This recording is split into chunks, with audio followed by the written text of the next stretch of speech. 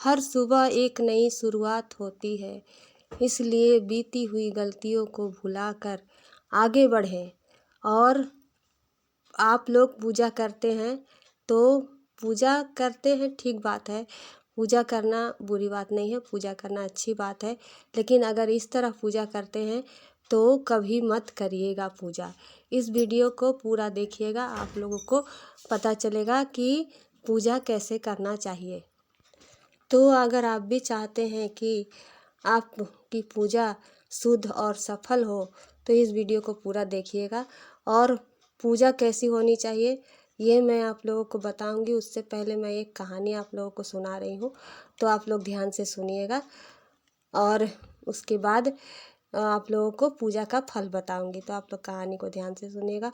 और मेरे चैनल पे नए होंगे तो सब्सक्राइब कर दीजिएगा। मैं अनुपमा भक्ति शॉर्ट आप लोगों को भक्ति कहानियाँ, भक्ति वीडियो देती हूँ, मोटिवेशन वीडियो देती हूँ, आप लोगों को सीखने के लिए वीडियो देती हूँ। तो वीडियो को पूरा देखिए और चैनल को सब्सक्राइब करके, लाइक करके, शेयर कर दीजिए और कमेंट करके बताइएगा कि मेरी वीडियो आप लोगों को कैसी लगती है। तो मैं आज अलग तरह से वीडियो इसलिए बना रही हूँ क्योंकि आप लोग को बैठकर वीडियो बनाती हूँ तो आप लोग बोर हो जाते हो, मेरी वीडियो की आवाज़ सुनाई नहीं देती है।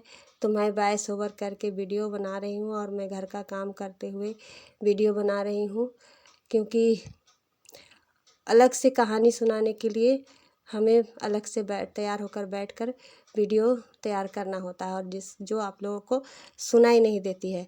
और ये वॉइस ओवर करूँगी तो हो सकता है आप लोगों को सुनाई भी दे और कुछ अलग देखने में भी अच्छा लगे। तो आप लोग देखो और कहानी को सुनो और समझो। तो एक गांव में एक गरीब आदमी रहता था, उसकी एक बेटी थी, वो शादी योग्य हो गई थी। वो बेचारा बहुत ही गरीब था, लेकिन बेटी शादी योग्य हो गई थी तो उसकी शादी तो करनी थी।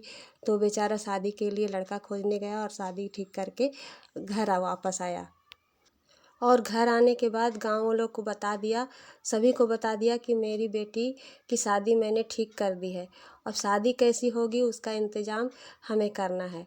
तो उस गांव में एक संत रहते थे। सब चिंतित थे कि ये गरीब का बेटी का शादी कैसे होगा, तो सब संत के पास गए। तो संत ने कहा कि किसी का मजाक मत उड़ाओ तुम लोग, उसकी बेटी है तो इस गांव की बेटी है तो तुम लोग उसकी मदद करो। तो सब ने कहा कि सब तो अपने अपने मेहनत का कमाते हैं और खाते हैं, तो किस तरह इस गरीब की मदद की जाए।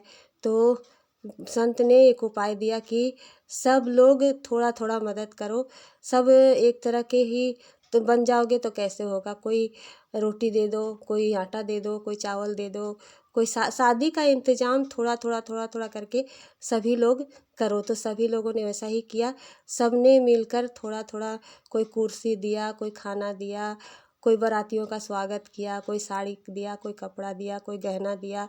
इस तरह मिलकर सारे लोगों ने उसकी बेटी की शादी कर दी और उसकी बेटी की शादी हो गई। शादी होने के बाद बेटी को विदा कर दिया और विदा करने के बाद वो बैठकर रोने लगा संत के पास। तो संत ने कहा कि जिस पर भगवान की कृपा होती है उसका बेड़ा ऐसे ही पार हो जाता है। संत मुस्कुरा कर बोले कि जिस समाज में एक दूसरे का सहारा एक दूसरे को करते हैं, उस गांव में, उस समाज में भगवान की कृपा हमेशा बनी रहती है।